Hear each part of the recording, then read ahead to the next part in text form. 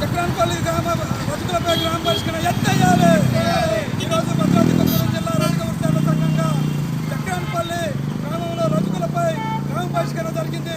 దీన్ని ఎత్తేయాలని చెప్పేసి భద్రాద్రి కొత్తగూడెం జిల్లా తరఫున మేము ఆందోళన కార్యక్రమం చేపడుతున్నాం, నిరసన చేస్తున్నాం. రానున్న కాలంలో ఈ సమస్యను పరిష్కరించకపోతే భద్రాద్రి కొత్తగూడెం జిల్లాలో ఉన్న రజకులను అందరినీ ఏకపరిచి కలెక్టరేట్ ముట్టడి చేసి కొత్త ఎత్తున ఆందోళన కార్యక్రమం చేపడతామని తెలియజేస్తున్నాం. చక్రాన్పల్లి రజకులపై గ్రామ బహిష్కరణ జరిగింది.